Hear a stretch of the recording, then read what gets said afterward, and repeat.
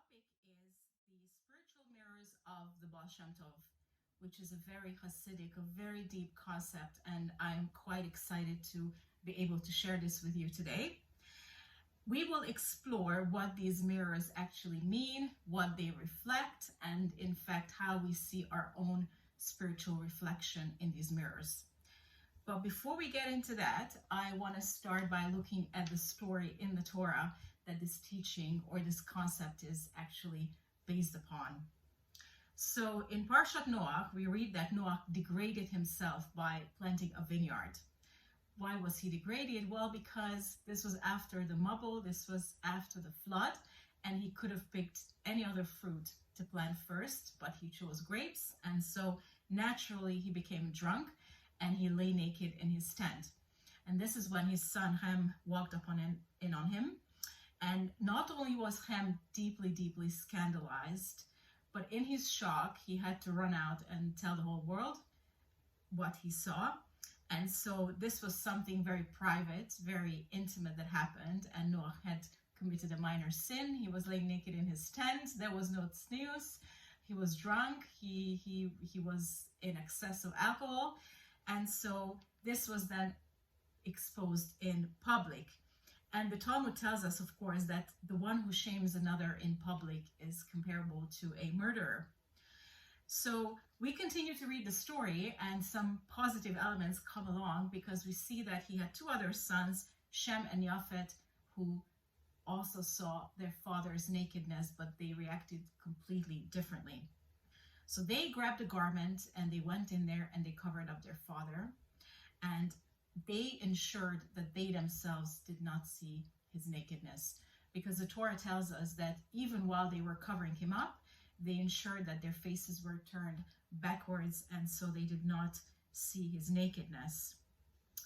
Now, how come that Ham had such a strong reaction while at the same time his brothers managed to remain calm and think of an actual solution? Now, of course, the moral of the story is that when a person sees his fellow in trouble or committing an act that is inappropriate, he will basically face two choices. He will either be upset by it or he will think of something to help the other person. But when we think of like human psychology, naturally we think, well, what leads people to react one way or another? Is this something inherent? Is this something that we learn? Is this in us? Is it part of our personalities? And the Gemara in Sanhedrin 70a actually debates what Ham did, and it goes further and says that he either castrated or sodomized his father. And Chazal give an explanation as to why this conclusion was reached. We will not go into that, but what this means is that he either took a revenge on his father or he took advantage of the situation. So instead of helping, he took advantage of the situation for his own benefit. So we can all relate to that and think of the fact that Noah had actually committed quite a small sin. Like I said, it was just something done in private. It was the lack of tznius, but his son overreacted so badly that he hypocritically went out there and started to complain about the sin, the small sin that the other person had committed. So when the Torah tells us that Shem and Yafet, however, avoided the physical sight of their father's degradation, this is obviously allegorical to the fact that they did not perceive his guilt or his disgrace either. So what is the difference between the various responses by these brothers? You might think to yourself that there must have been some kind of an impulse that fueled Ham to react so strongly to something that was seemingly an innocent mistake. And so this is where this entire mirror concept comes in, because the Baal Shem Tov teaches us that only a person who's unclean will see the uncleanliness in others. A pure person will always see an opportunity to help. And this is what he says: your fellow is your mirror. If your own face is clean, the image you perceive will also be flawless. But should you look upon your fellow man and see a blemish, it's your own imperfection that you're encountering. you're being shown what it is that you must correct within yourself. Wow, quite a strong statement. So we get defensive when we're criticized, right? Or something is pointed at, we get defensive immediately, and we think to ourselves, does it mean that the other person is perfect? Of course not. But just like by Emunah, we believe that everything comes from Hashem, good or bad, we must also discern that everything happens for a reason. And the Mishnah I think in Avot tells us that who's a wise person? He who learns from all men, because it's written in Tehillim 119, I've gained understanding from all my teachers. And who is your teacher? And the Mishnah expands on that. Who's your teacher? Not just your teacher in the literal sense of the word, but every single person you encounter in your life is your teacher. You must learn from everybody. And you think to yourself, well, what can I possibly learn from a Rasha? Are you trying to tell me that I'm a Benoni or I'm a Tzaddik? I will learn something from a Rasha? Well, you can of course learn something from a Rasha. You can learn what not to do, or how not to do things, or how not to act. But what the Baal Shem Tov is basically saying is that if we had eradicated a certain shortcoming within ourselves, we wouldn't see it in the other person. We would not notice it in the other person. And so I think that oftentimes we forget that everybody is just an agent, a messenger of Hashem. And so we may know this by belief. We may know this on the theoretical level, but on the practical level, we almost always forget this when we have a negative, or shall I say constructive, encounter with other people. And I don't want to give the impression that this is about blaming ourselves. So it's not like every single time something bad happens to us, we have to say, well, this is my fault, this is not my fault. Not at all. I think that this is about living on a different spiritual level. This is about living in a constant state of mind, day and night, where we're able to see that every event that happens to us is purposeful. This happened today, good or bad. What am I learning from this experience? And so that way, when we live in this state of mind where we're constantly able to pause for a second and do a cheshbon nefesh, or a self-introspection, then that will be something positive that we can take away from every story. Because I'm sure you have experienced this if you have done any self-analysis, but the same imperfection that we're able to justify within ourselves or find excuses for actually irritate us and appall us in other people. And I think that sometimes we're so loud, meaning we gossip so much about what other people do in public because we want to cover up for something that we do in private when nobody sees. And that is exactly what Ham did as well. So what these spiritual mirrors actually do is they expose our spiritual state.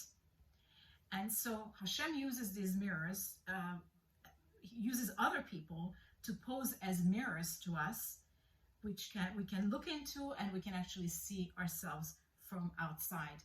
Because oftentimes we don't see ourselves from outside. We see ourselves from the inside. And so the picture is turned around.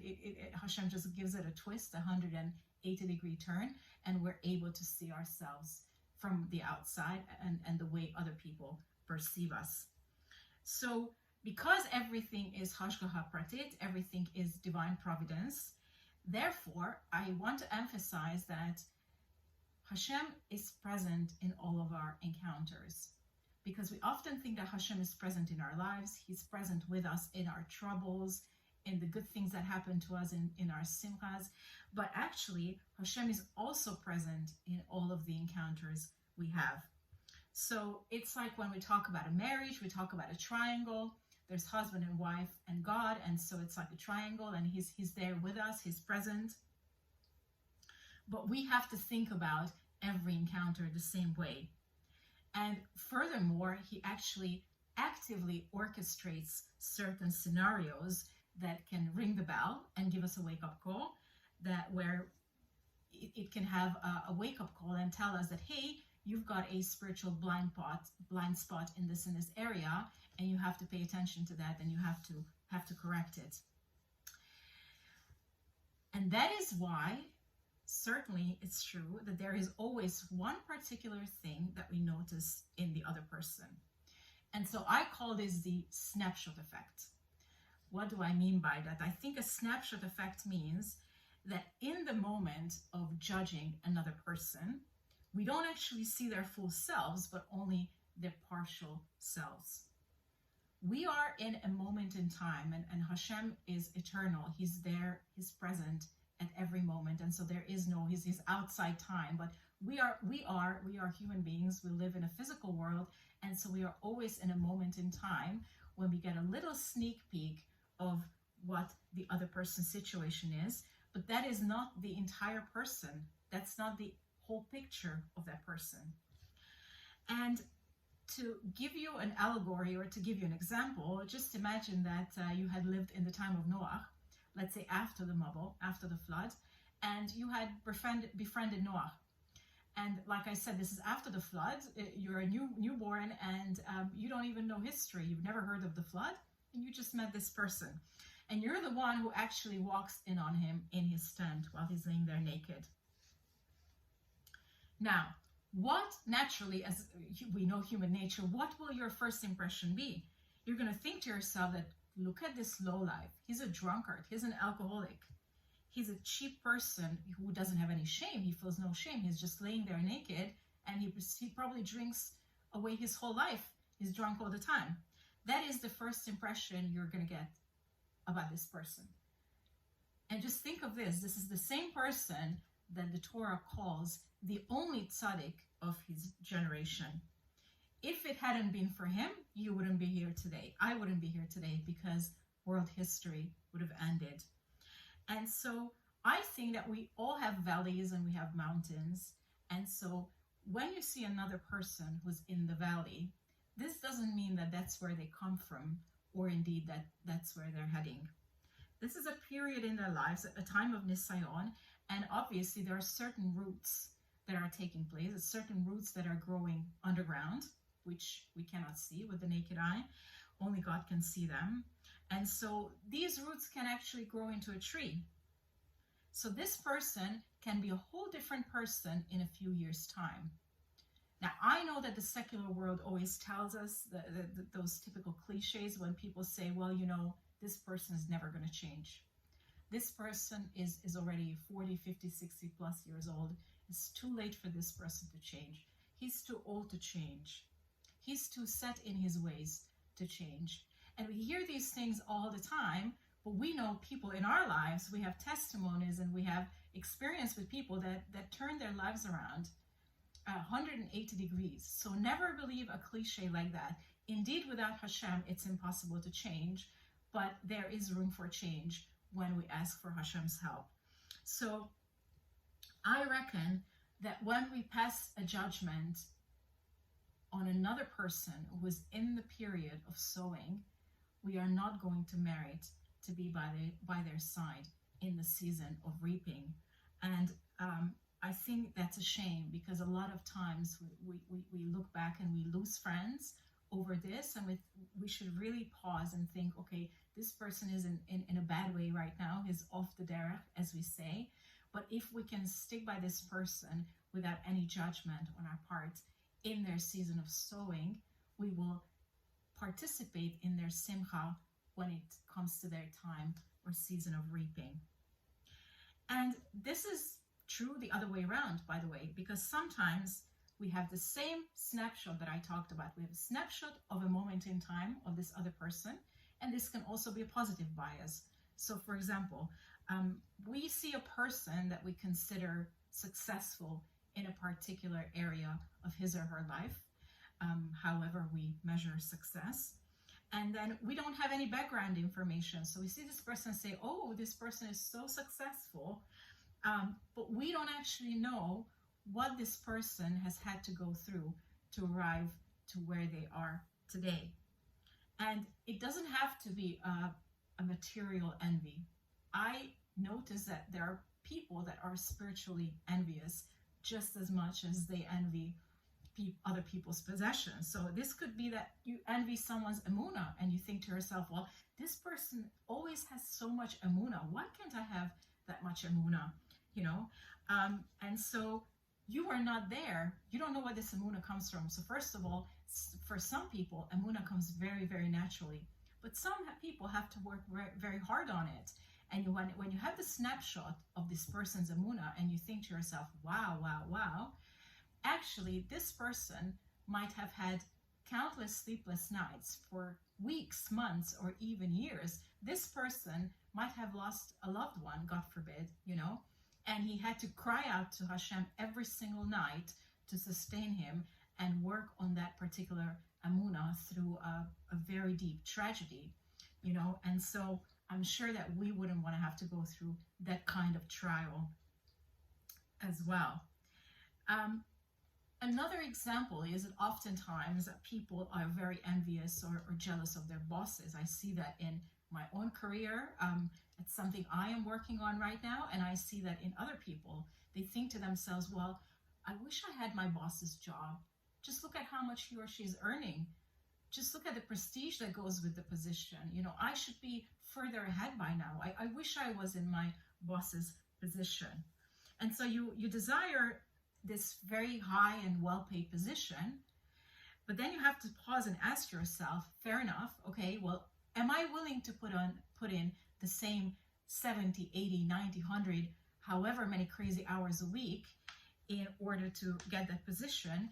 And if I put in 100 hours a week, like my boss, will I actually have time left for Torah and family and other things that are important?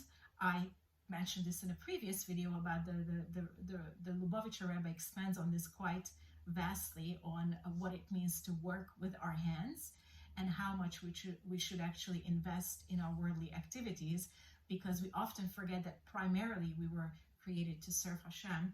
So we just look at these people and we think to ourselves, I wish I was that person. I wish I had what he has. But oftentimes we would not be willing to give up on the same things that these people have had to give up on in order to obtain what they have. And I think it's great that, for example, during Pesach, we were told not to have any chametz in our house, right? That's what we do. The day before Pesach, we clean out our house, we search for the chametz. And the nature of chametz is that it rises.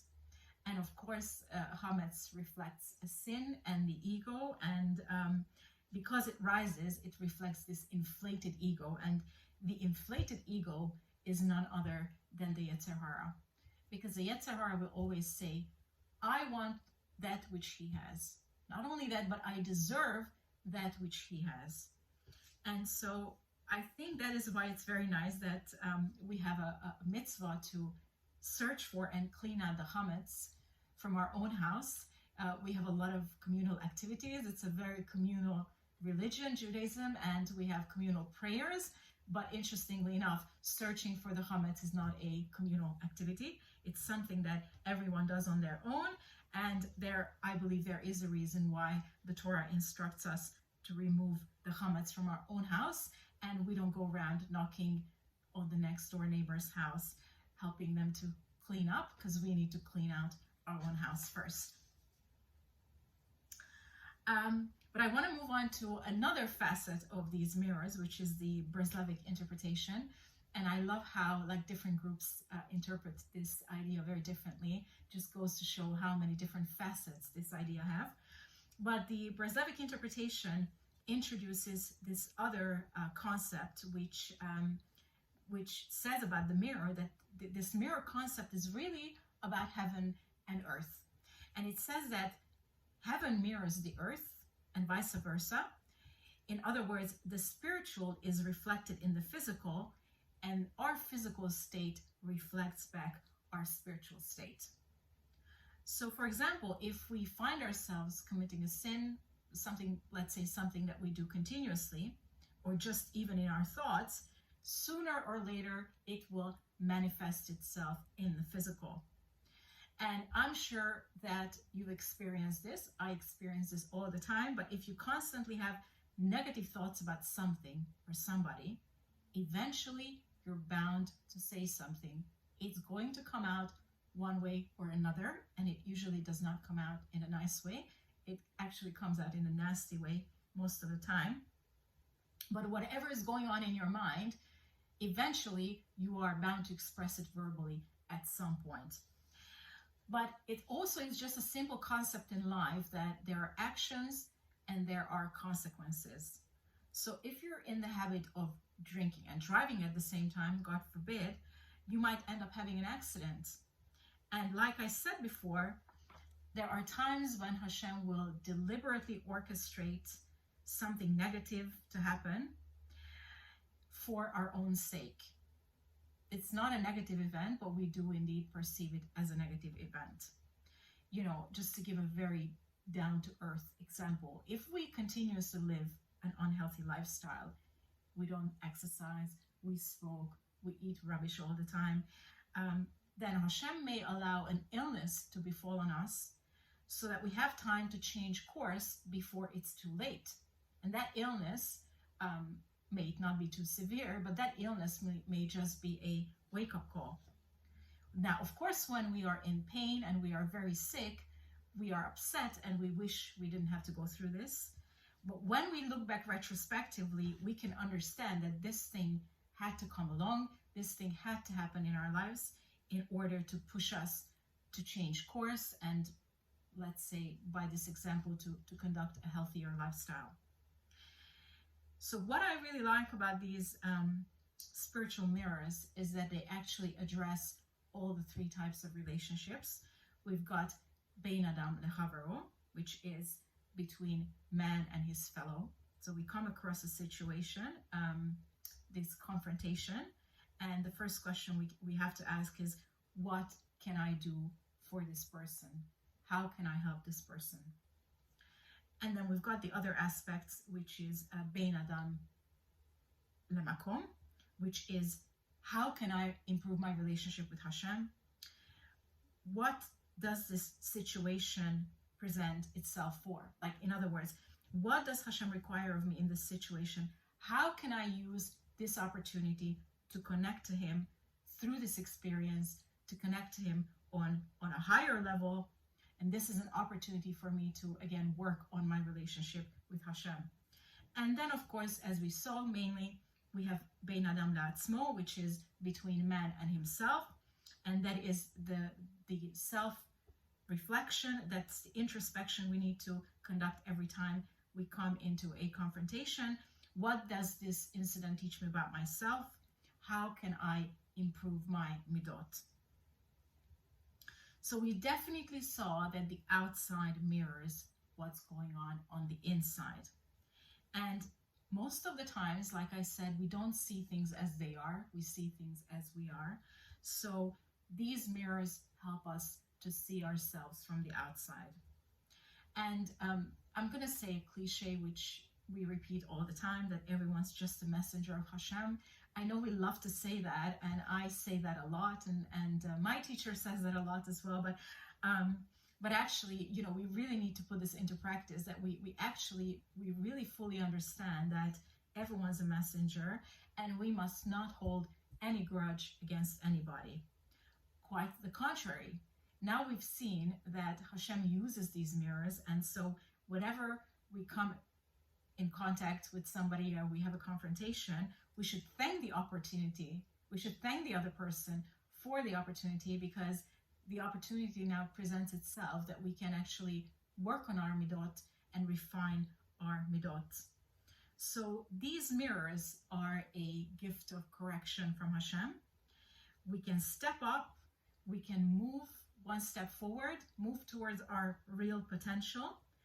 And we all know that spiritual growth can only happen when we are ready to move out of our comfort zone and go into the desert territory, go out of our comfort zone and go into a place where we allow Hashem to work in our lives. Thank you for joining again, and have a great day.